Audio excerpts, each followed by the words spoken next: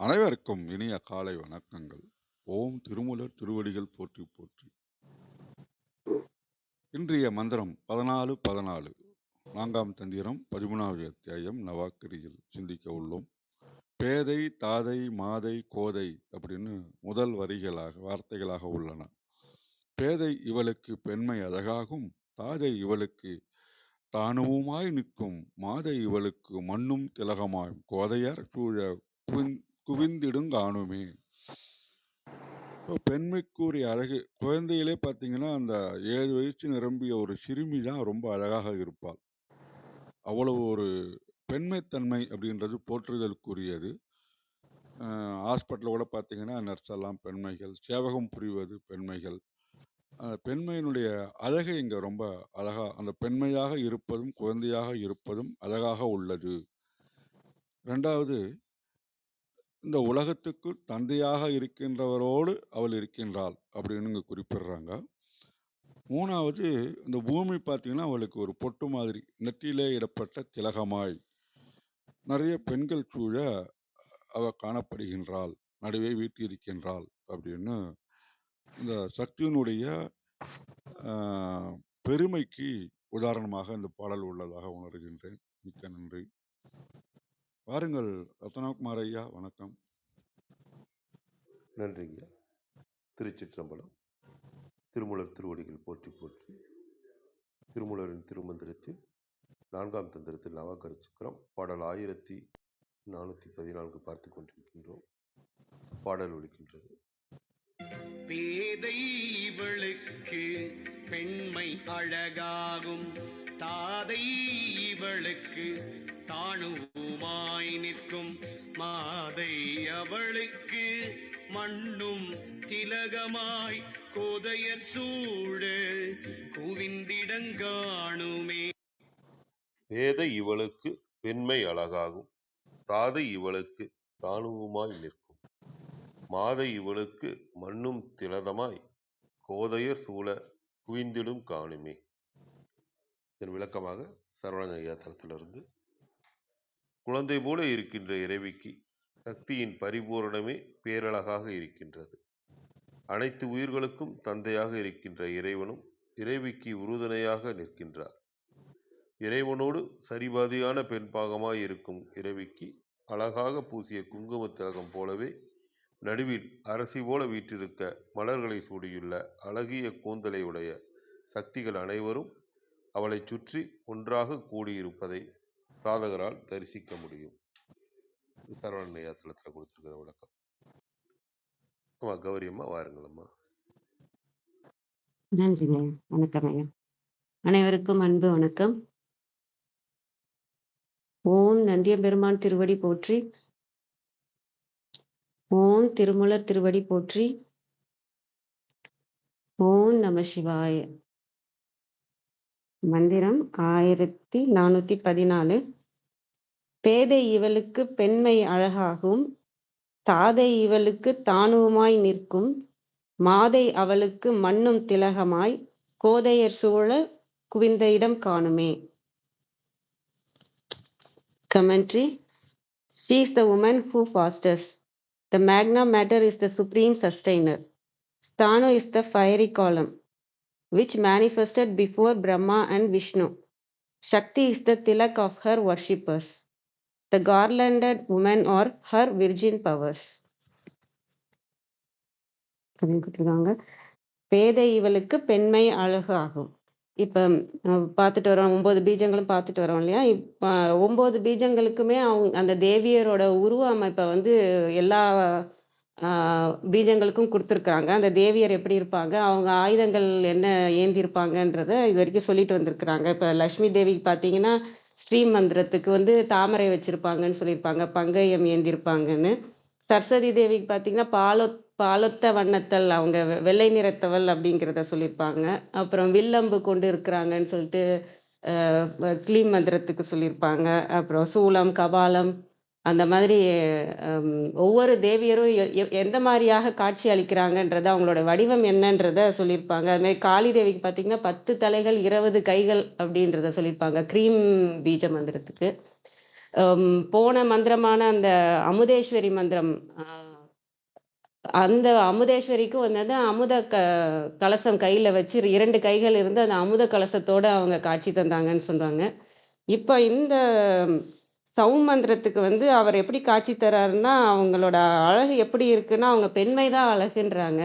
அந்த பெண்மை என்னன்னா, அவங்களோட கருணை. அவங்க வந்து கருணை வடிவமானவள்ன்னு சொல்லி அவங்கள இத சொல்றாரு. அவரோட வடிவத்த வந்து இங்க வேற வடிவமா அவங்க ஒண்ணும் குடுக்கல. பெண்மை தான் அவங்களோட வடிவமா, கருணை வடிவமானவள்ன்னு சொல்லி முடிக்கிற மாரி நான் பார்க்குறேன். அதனால பேதை இவளுக்கு நம்ம நேத்தே பார்த்தோம். பேதை அந்த குழந்தை மனம் உடையவள், அந்த நமக்குள்ள இருக்க ஆங்காரத்தையே நீக்குபவள் அப்படின்னு பார்த்துருக்கோம். அந்த ஆங்காரம் நீக்குறாங்கன்னா, அது எந்த அளவுக்கு அவங்க வந்து தூய உள்ளமா இருக்க முடியும். ஏன்னா ஆங்காரம் நீங்குனா நம்ம எல்லாரும் ஒண்ணா ஆயிடுவோம். அந்த மாரியான இருக்கிற தேவி அப்ப எவ்வளோ கருணையான இருப்பாங்க. நமக்குள்ள எல்லாருக்குள்ளேயும் அவங்க தான் இருக்காங்க. அந்த மாரி கருணை கொண்டு நமக்காக அ சிவத்திட்ட சேர்க்கிறவங்களும் அவங்க தான். அந்த மாரியான இருக்கிறவங்களுக்கு அழகு எதுன்னு பார்த்தா, அவங்களோட கருணையே அழகாக, கருணை வடிவாக இருக்கிறதா அவங்க சொல்றதா நான் பார்க்குறேன். தாதை இவளுக்கு தானுவுமாய் நிற்கும். தாதைனா தந்தை. நேத்து அர்த்தநாரி ஐயா சொன்னாரு. தாதை நேத்து இந்த பாடலுக்கு சேர்த்தே அர்த்தம் சொல்லிட்டாங்க அவங்க. தாதை இவளுக்கு தானுவுமாய் நிற்கும். தானுவுமாய்னா ஆதாரமாக, உறுதுணையாக நிற்பாங்க. யாரு நிற்பாங்கன்னா நம்ம சிவம் தான். அருட்பெருஞ்சோதி அப்படின்னும் போதே அங்க வந்து தனிப்பெரும் கருணை வந்துரும். அருட்பெருஞ்சோதியாக ஆண்டவர் இருக்கும்போது தனிப்பெருங்கருணையாக சக்தி இருக்கிறாங்க. மாதை இங்க மாதைன்றதுக்கு பல பொருள் இருக்கு. ஆனா இங்க தாதை வந்து தந்தையா பார்த்ததுனால மாதை வந்து தாயா பார்க்குறான். தாயான அவளுக்கு மண்ணும் திலகமாய். மண்ணுன்னா அலங்கரிக்கிற விஷயம். ஆம், அலங்கரிக்கும் திலகம் போல யார் இருக்கிறாங்கன்னா, கோதையர் சூழ குவிந்த இடம் காணுமே. கோதையர்னா கன்னியர்கள். மாலை அணிந்த கன்னியர்கள்னு எடுத்துக்கலாம். அவங்கள சுத்தி இருக்கிற தேவியர்கள், தேவியர்கள். அவங்க வந்து குவிந்த இடம், என்னோட இதுல குவிந்த இடம்னு இருக்கு. மத்த இதுலலாம் குவிந்தங் காணுமே அப்படின்னு போட்டிருக்கு. அதுமாரி மண்ணும்னு போட்டிருக்காங்க. மண்ணும்னா இந்த பூமிக்கு திலகமா இருக்கிறவள்னு பார்க்கலாம். ஆனா சரவணன் ஐயா தலத்துல மண்ணும் அப்படின்னா அலங்கரிக்கிற விஷயம்தான். இப்போ நம்ம ஒரு விஷயத்த அலங்கரிக்கிறனாலே அதை சுத்தி நம்ம ஒரு டெக்கரேஷன் கொடுப்போம் இல்லையா? ஒரு நவதுர்கா பார்க்கலாம். நவதுர்கா இருக்காங்கன்னா அவங்க நடுவுல ஒரு துர்கா இருப்பாங்க, அவங்க சுத்தி தேவியர்கள் இருப்பாங்க.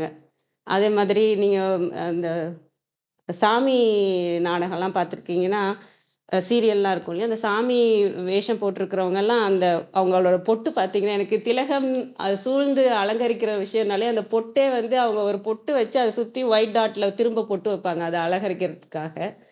அந்த மாரி அவங்க அலங்காரம் பண்ற மாதிரி, அந்த பார்டர் குடுத்து அலங்காரம் பண்ற மாரி அந்த தேவிக்கு, அந்த மத்த தேவியர்கள்லாம் சூழ குவிந்த இடம் காணுமே. இங்க குவிந்த இடம் என் புத்தகத்துல குடுத்துருக்கு. இடம்னாலே இங்க வந்து இதய தாமரையா தான் பார்க்குறேன் நானு.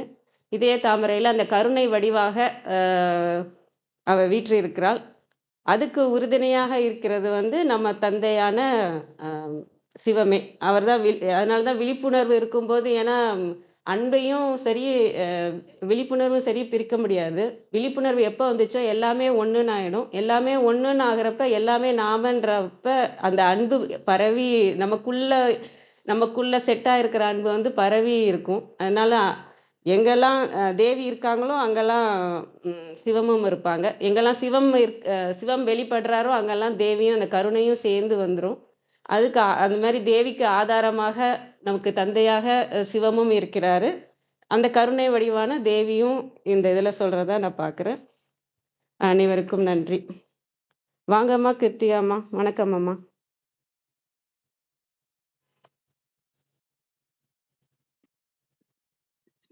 வணக்கம்.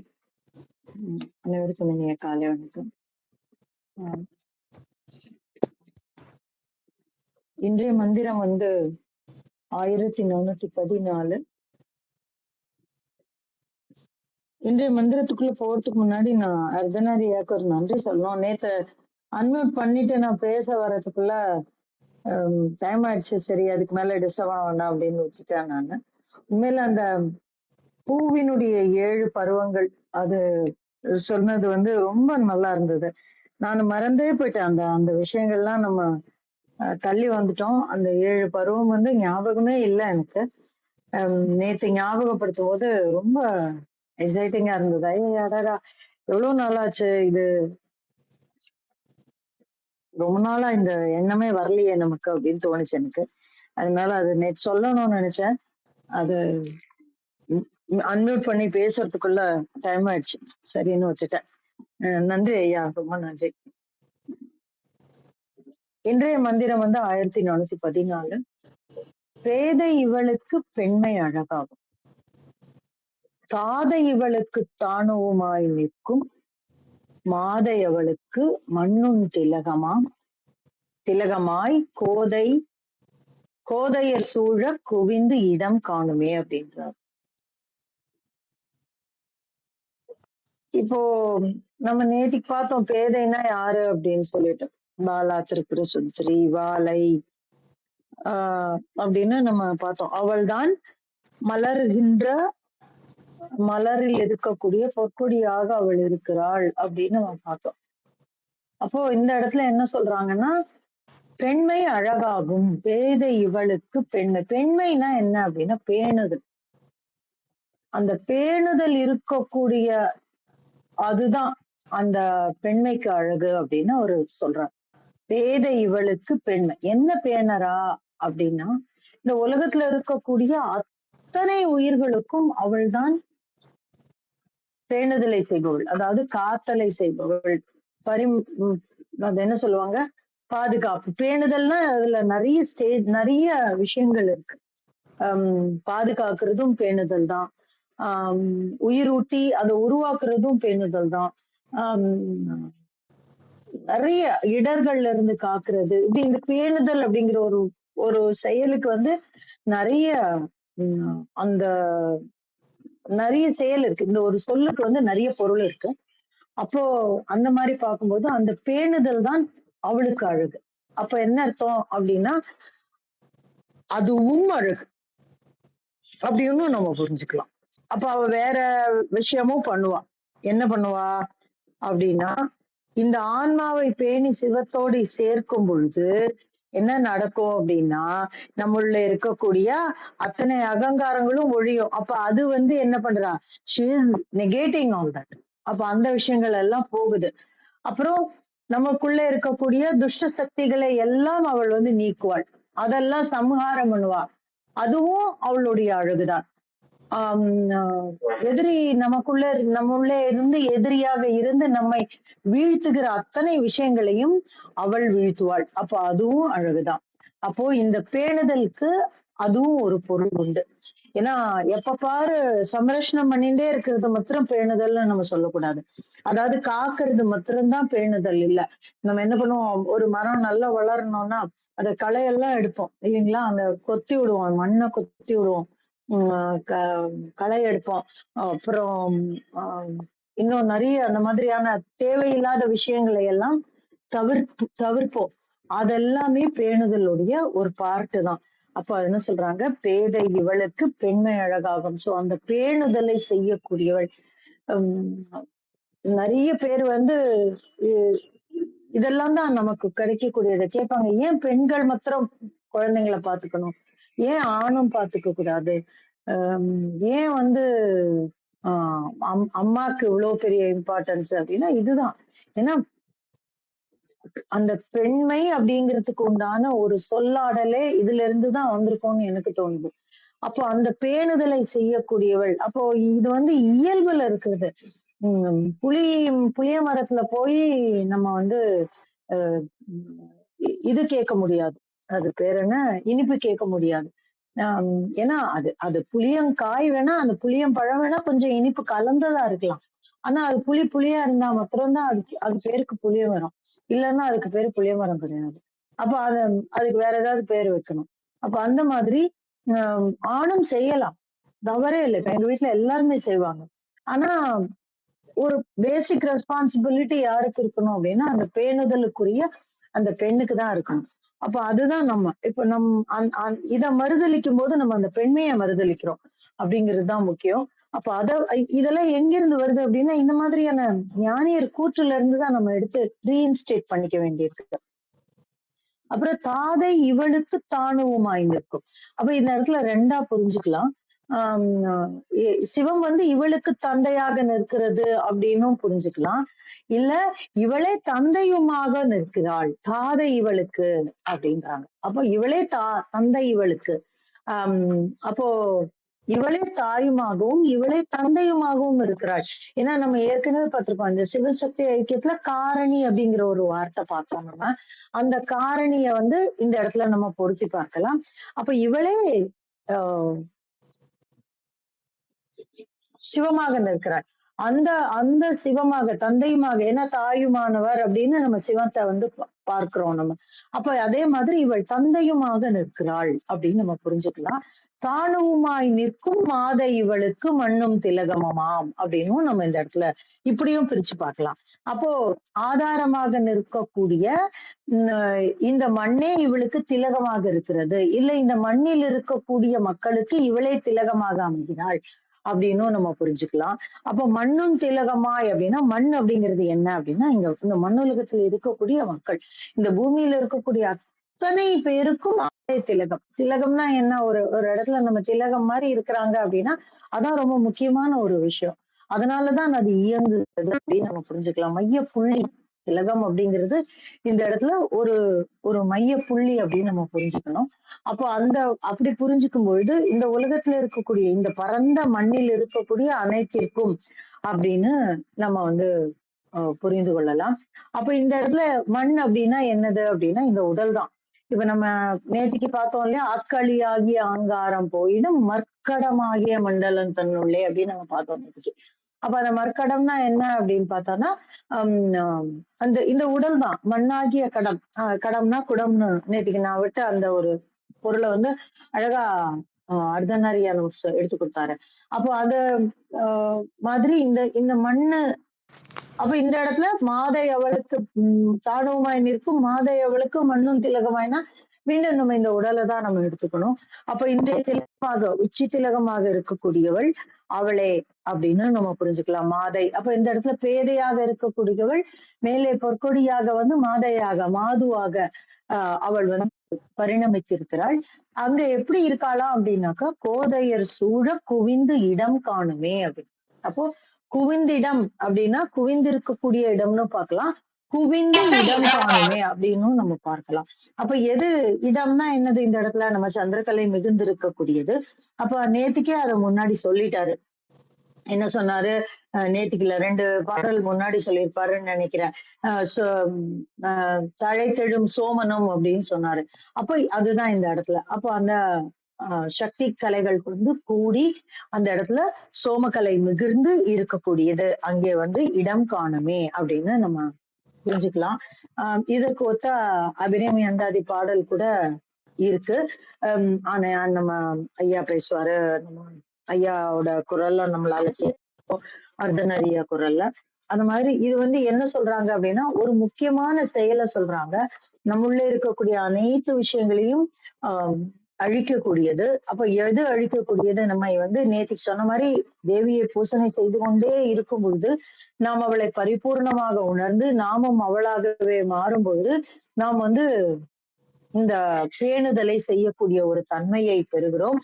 அப்படி பேணுதலை செய்யக்கூடிய தன்மையை பெறும் பொழுது அந்த இடத்துல தந்தையுமாக நிற்கக்கூடிய, அப்ப அந்த இடத்துல சிவமும் சக்தியுமாக இருக்கக்கூடிய அந்த சிவசக்தி ஐக்கியத்தை வந்து நம்மால உணர முடியும். அப்படி உணரும் பொழுது இந்த மண்ணுலகில் இருக்கக்கூடிய அப்படின்னா இந்த உலகத்துல மொத்தத்தையும் அப்படின்னு எடுத்துக்கலாம், இந்த உடல் அப்படின்னும் எடுத்துக்கலாம். அதுல வந்து திலகமாக விளங்கக்கூடிய ஒரு தன்மையை நாம் பெறுகிறோம் அப்படின்னா அந்த உச்சி திலக உணர்வுடையோர் அப்படின்னு சொல்றோம் இல்லையா. அது என்ன உச்சி திலக உணர்வு அப்படின்னா இதுதான் அந்த அந்த சிவசக்தி ஐக்கியமாக இருக்கக்கூடிய அந்த உச்சி திலக உணர்வுடையோர் அப்படி இதுதான். அதுதான் இந்த மந்திரத்தோட ஒரு சொல்லு. அதுவும் எடுத்துக்கலாம். அப்படி இருக்கும் பொழுது கோதையர் சூழ குவிந்து இடம் காணுமே அப்படின்னா அந்த இடத்துல அத்தனை பேரும் அப்படின்னா என்ன அர்த்தம்? ஒத்த மனமுடையவர் கோதையர்கள் அப்படின்னா கோதை அப்படின்னா அங்க இதுல ஆஹ் ஆஹ் மன்னிக்கணும். உம் கோதை ஆண்டாளை சூழ்ந்திருந்த அனைவரும் கோதையர் தான். அப்போ அந்த மாதிரி பெண்களுக்கும் கோதை அப்படின்னு ஒரு பெயர் உண்டு. ஆனா அனைவருமே ஆண்டாள். இன்னைக்கு ஆடி பூரம் வேற இல்லையா, அவளை வேற ஞாபகப்படுத்துறாங்க இங்க.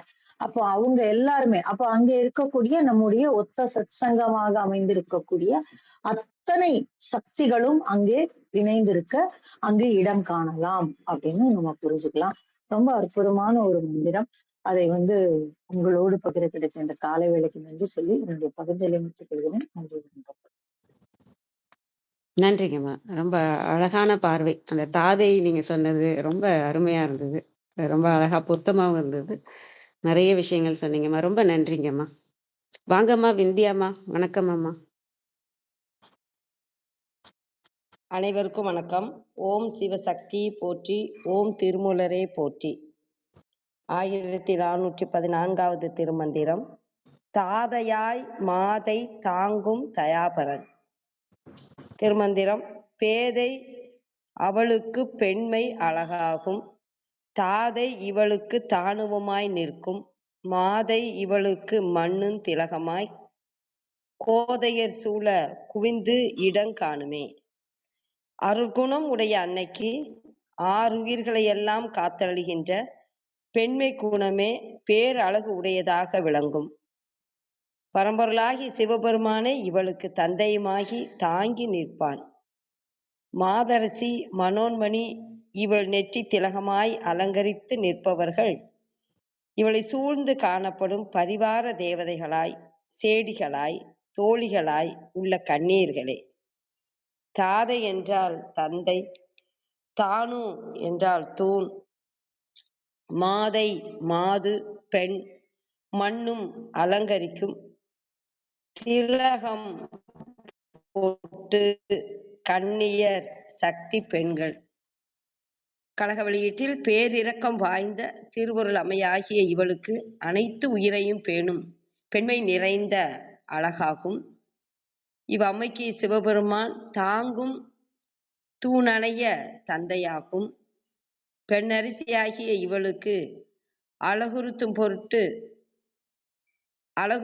பொட்டு போன்று சூழ கன்னி பெண்கள் பலர் சூழ்ந்திருப்பர்.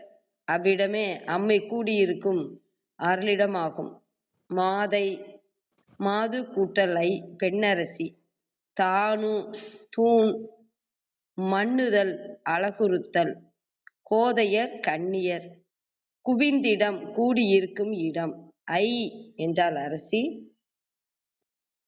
பெண்மை பெண்தன்மை, மாது ஐ பெண்களுக்கு தேவி, மண்ணும்னா அலங்கரிக்கின்ற. அனைவருக்கும் நன்றி வணக்கம். சிவசிவ திருச்சிற்றம்பலம். நன்றிங்கம்மா. நல்ல தெளிவான விளக்கம் கிடைச்சது. நன்றிங்கம்மா.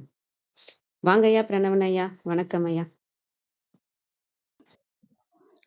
வணக்கம். காலை எழுந்து கருத்தறிந்து ஓத வாய்ப்பு கொடுத்த அழகேசன் தோழருக்கு நன்றி.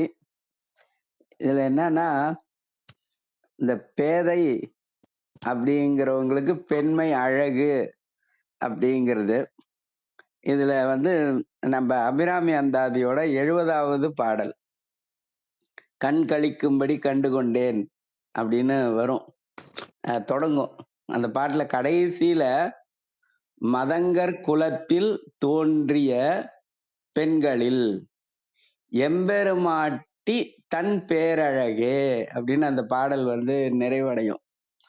நீங்க நேரம் இருந்ததுன்னா, நினைவு இருந்தா அப்படியே பார்த்துக்கலாம். கண் கழிக்கும்படி கண்டு கொண்டேன் அப்படின்னு சொல்லியிருப்பாரு அபிராமி பட்டர். அதில் அம்மா தான் அழகு அப்படின்னு சொல்லியிருப்பாங்க. அதுக்கு அடுத்தது என்னன்னா, இந்த தானு அப்படிங்கிறது 2வது வரியில இந்த பேணுதலுக்கு அவங்க ரொம்ப அருமையா கிருத்திகா விளக்கம் சொன்னாங்க.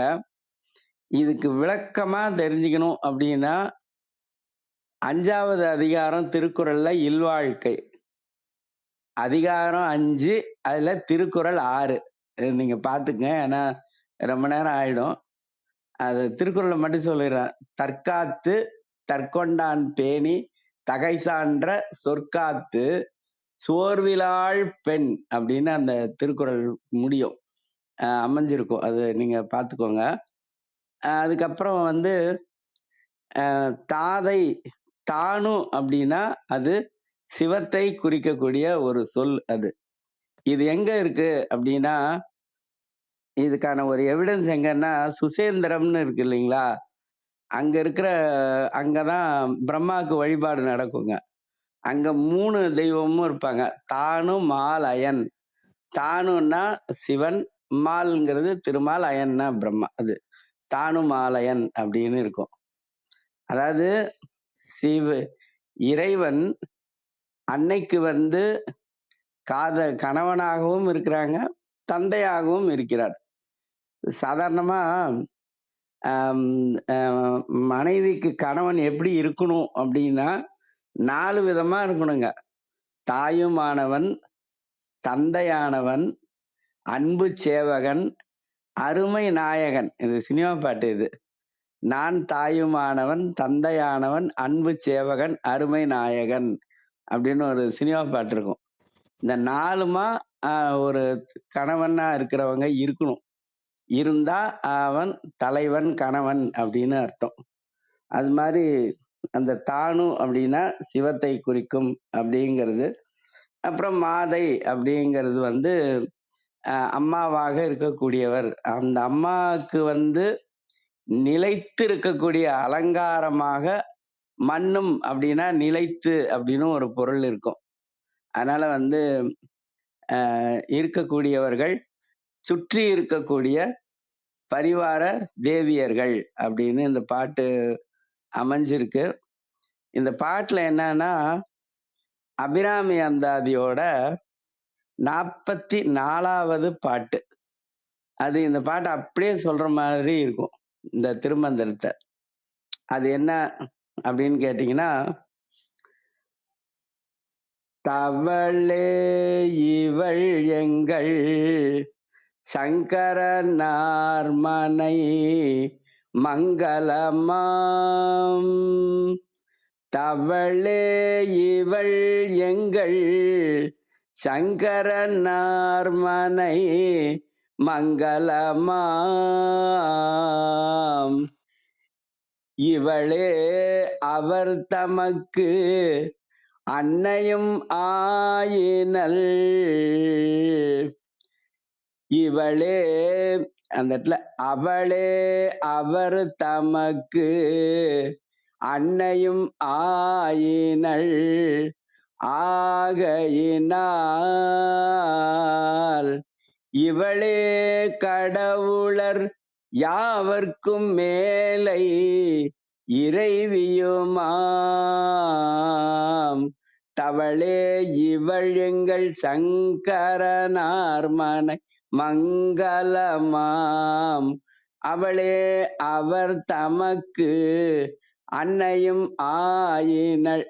ஆகையினால் இவளே கடவுளர் யாவர்க்கும் மேலை இறைவியுமாம்.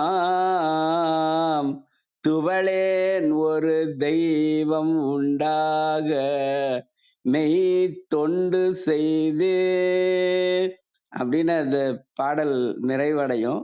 அதனால வந்து இந்த அம்மா தான், சக்தி தான் எல்லாத்துக்குமே தலைவியாகவும் தாயாகவும் இருக்கக்கூடியவங்க அப்படின்னு, அதே நேரத்துல கடவுளாகவும் இருக்கக்கூடியவங்க அப்படிங்கறத 44வது பாட்டு சொல்லும். அதுதான் இந்த திருமந்திரத்திலயும் இருக்கு. இந்த திருமந்திரத்துல இருக்கிறது அபிராமி அந்தாதியில இருக்கு அப்படிங்கிறது தான். ஏன்னா நமக்கு நீங்க இந்த ஜெயகாந்தன் ஒரு நூல் எழுதியிருப்பாருங்க, அது நாடகமா கூட வந்தது. ஒரு வீடு ஒரு உலகம் அப்படிங்கிறது. ஒரு வீட்டை பராமரிக்கிறதே எவ்வளவு கஷ்டம் அப்படின்னு அதை பராமரிக்கிறவங்களுக்கு தான் தெரியும். காத்தால நம்ம ஆண்கள்லாம் தூங்கிட்டு இருப்பாங்க, திடீர்னு பார்த்தா டம்ளர் ஊட்டுற சத்தம் கேட்கும். அந்த வீட்டுல இருக்கக்கூடிய பெண் மட்டும் எழுந்து போய் டீ போட்டு எல்லாம் பண்ணி கொண்டு வந்து எழுப்புவாங்க. அந்த ஒரு வீட்டை பராமரிக்கிறது எவ்வளவு கஷ்டம். அப்போ ஒரு எல்லா உலகங்களையும் எல்லா உயிர்களையும் பேணி காப்பவர் அப்படிங்கிறத நம்ம சிந்திச்சு நம்ம உணரணும் அப்படிங்கிறது. அதுதான் உச்சி திலகம் உணர்வுடையோரா நம்ம ஆகிறதுக்கும் வழி அப்படின்னு நினைக்கிறேன். நன்றி, வணக்கம். சிவா, திருச்சிற்றம்பலம். நன்றி. நன்றிங்க ஐயா. நல்ல விளக்கம் கொடுத்தீங்க. நல்ல தெளிவான விளக்கமா இருந்துச்சு. இன்னைக்கு நிறைய விளக்கங்கள் கிடைச்சிருக்கு. நன்றிங்க ஐயா. கேள்வி இருந்தா கேட்கலாம். வேற யாரும் இருக்கிற மாதிரி தெரியல இல்லையா? கேள்வி இருந்தா கேட்கலாம்.